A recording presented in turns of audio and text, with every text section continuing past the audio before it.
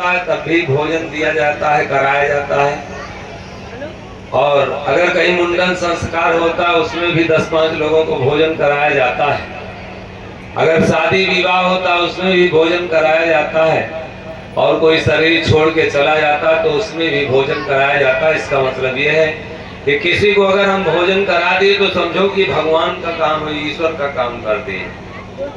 लेने के लिए हरिनाम और देने के लिए अन्नदान। और अब आगे वाली लाइन में देखिए, दर्शन कीजिए। बहुत त्यागने के लिए पूछा भक्त, कहा त्यागने के लिए, कहा त्यागने के लिए अभिमान। और अगर हम दान कुछ कर दें, किसी कहीं हमसे परोपकार हो जाए, कुछ बाबू किसी का हमसे भला हो जाए तो अभिमान ना निकालो। मेरे बाबू, मेरे भैया, अगर अभिमान आता है तो निश्चित है जो भी किया कराया है सब बेकार हो गया। इसलिए त्यागने के लिए अभिमान। और जब ईश्वर दया करे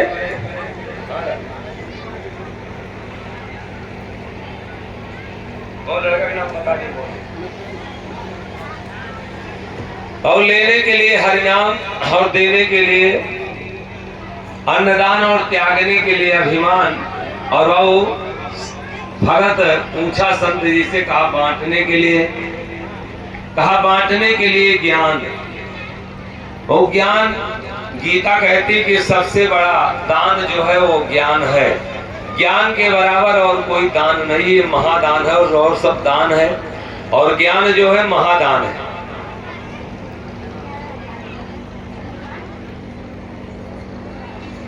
अब भैया भगवान का नाम लेके और किसी से निंदा, आलोचना, बुराई से बच के अगर कहीं कुछ अच्छा सुने हो, कहीं कुछ अच्छा जाना है, तो चाहे अपना परिवार हो, चाहे हमारे बहुनाथ रिश्तेदार हो, हमारा आप सबसे यही निवेदन है विनम्र कि उनके सामने कुछ अच्छा परोसो। बुराई किसी की करना, किसी की आलोचना करना, ये जो आप लोग सुन रहे हैं, अगर हम किसी की आलोचना या बुराई करने लगे अभी इस मंच से तो कितना बुरा लगेगा और फिर भगवान को कितना अच्छा लगेगा। भगवान को अगर थोड़ी देर भगवान की चर्चा कर लेती, 2-4 माताएं बहनें अगर इकट्ठा होती, ये मैं फिर दावा से कह रहा हूँ, मैं गारंटी लेके कह रहा हूँ आप सबसे कि जब भी इकट्ठा हो 2-4 लोग कुछ सत्संग की चर्चा कर लो। ज्ञान से बढ़ करके और कोई दान नहीं है। थोड़ी देर अगर ईश्वर की प्रार्थना अगर हम कर लें तो निश्चित है कि कहीं हमको दया खोजने की जरूरत नहीं है, क्योंकि ज्ञान से बड़ा और कोई दान नहीं होता है।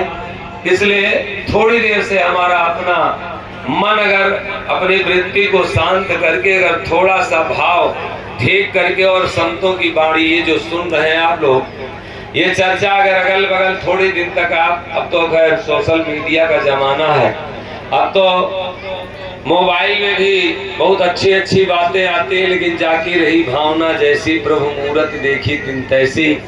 हमको क्या अच्छा लगता है, जैसा हमारा भाग्य होगा वही हमको अच्छा लगेगा। लेकिन अगर हमको थोड़ा सा संतों की वाणी अच्छी लगे, सुने और सुनावे, तो समझे कि हम बहुत बड़े दानी हैं, बहुत अच्छा हमारा मार्ग है, बहुत अच्छा हमारा रास्ता है। अब फिर वही चलिए, संत चाहें सो करें, अपने अपने कर्तव्य को हम कतई न छोड़ें। ये कथा चल रही है, अगर हम लोग आए हैं इसमें, हमारे पहली बात तो दाता जी के लिए भाई एक बार जोरदार तालियों स्वागत हो जाए कि जिनके सानिध्य में हम सब लोग बैठ करके अलग खड़े हो, नीचे जाओ। और ऐसे तपस्वी आप सब लोग बड़े सौभाग्यशाली हैं कि जो ऐसे तपस्वी आप सबके बीच में ईश्वर की अनुकंपा से, दया से, और ऐसी महान मूर्तियां आपके बीच में है जिनकी तपस्या से हम सब लोग ये जो इकट्ठा है उन्हीं की तपस्या है। और साथ में चलते चलते निवेदन भी है, क्योंकि ये कथा का आज अंतिम दिन है, मौका कब मिलेगा कि नहीं मिलेगा, दोबारा कब मिलन होगा कि नहीं होगा, इसका कोई अता पता नहीं है।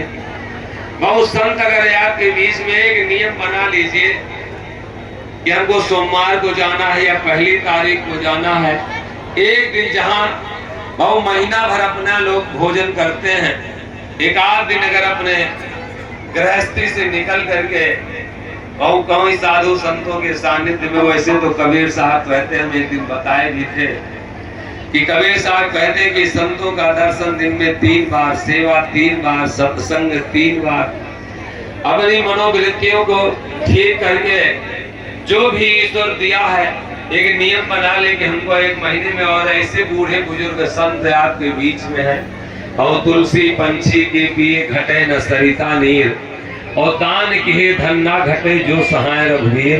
एक आदत में अपने जीवन में उतार लें कि हम अगर मान लीजिए कि हमारे आश्रम पे कोई सेवा चल रही है, इधर उधर ना बैठ करके, इधर उधर की बातों में न लग के, जो हमारे बड़े बुजुर्ग भैया बाबू लोग हैं, नवयुवक साथी हैं, उनसे भी निवेदन है कि कोई सेवा अगर चल रही है तो थोड़ा सा हम अपने इन हाथों से अगर सेवा करेंगे तो पवित्रता जरूर आएगी।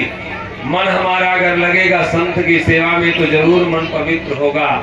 ये धन अगर कुछ अंश हमारा लग गया तो जरूर से जरूर पवित्र होगा। तो चलते चलते ये आप लोगों से विशेष निवेदन है कि कुछ ना बिगड़ेगा तेरा, बिगड़ेगा तेरा, हरि शरण जाने के बाद कुछ न बिगड़ेगा।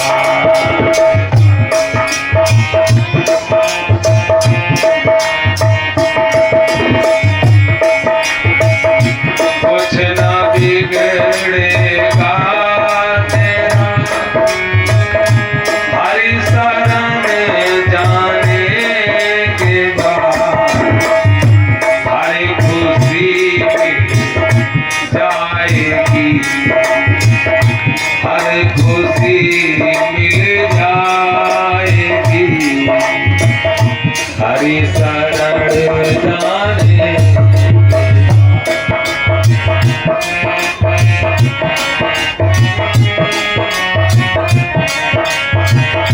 हर खुशी मिल जाएगी, हरि शरण जाने।